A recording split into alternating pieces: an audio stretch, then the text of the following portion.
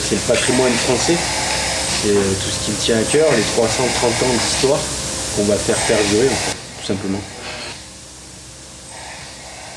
C'est une somme d'anecdotes, mais qui ont tous tourné autour de la même chose, c'est l'amour du patrimoine et cette volonté de ne pas laisser choir 330 ans d'histoire. De toute façon, on le voit dans la composition du consortium, on n'a rien en commun.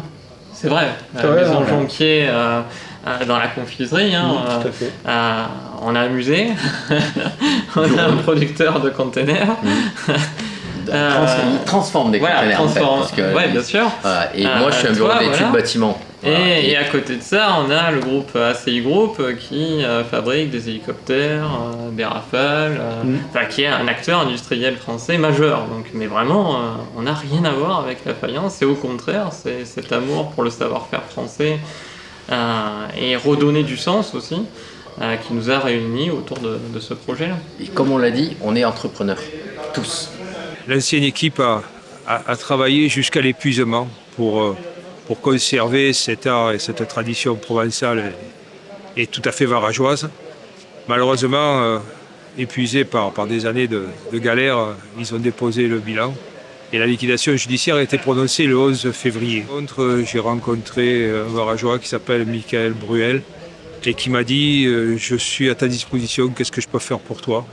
Et ça m'a donné l'idée de communiquer plus. La presse a fait ce qu'il fallait pour que nous passions sur tous les médias. L'administrateur judiciaire a compris que nous avions chevillé au corps cette envie de poursuivre cette carrière. On ne pouvait pas s'arrêter au bout de 330 ans de production. Je l'expliquais tout à l'heure, je rencontre le dirigeant de l'ACI Group. On parle effectivement de savoir-faire français, etc. Une semaine plus tard, je tombe sur l'article sur Var Matin comme quoi la faïencerie s'arrête.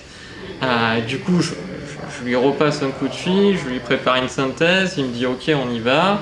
Ensuite, j'appelle le maire de Varage, un ami en commun nous met en relation. Donc Michael, on commence à travailler ensemble, ensuite avec Christian et ensuite avec Benoît. Donc voilà, ça a été dans cette dynamique de groupe-là. Oui, moi il faut dire, quand on s'est eu la première fois au téléphone, la première chose que j'ai dit c'est ça tombe bien, je voulais pas y aller seul. Voilà, parce qu'en fait à la base il n'est qu'écrire de l'info. Je crois qu'on le partage tous. Hein, et voilà, et ça on partage le fait qu'on n'avait pas envie de le faire seul. C'est pour ça qu'on est complémentaires et à 5. Exactement. Voilà. Puisque moi j'apprends la fermeture en venant chercher un colis ici. On a fait une réunion un dimanche pour visiter l'usine et ces gens-là ont été emballés par ce qu'ils ont vu, par les pièces qu'ils ont vues parce qu'elles sont très belles, elles sont très colorées. Et puis on a mis quelques conditions à ceux qui viennent s'installer. C'est un, s'installer à Varage, 2, produire à Varage. C'est le dossier qui a le plus d'avenir au lieu par rapport à Varage. Et ça, je pense que c'est vraiment un point qui a plaidé en la faveur de ce dossier, c'est que nous, pour le coup, on veut vraiment réindustrialiser ici, on veut redévelopper ici, on veut qu'il y ait une activité forte à Varage. Le tribunal de commerce, le 17 juin, leur a donné les clés de la boutique pour qu'ils prospèrent, et on est certain pour de nombreuses années.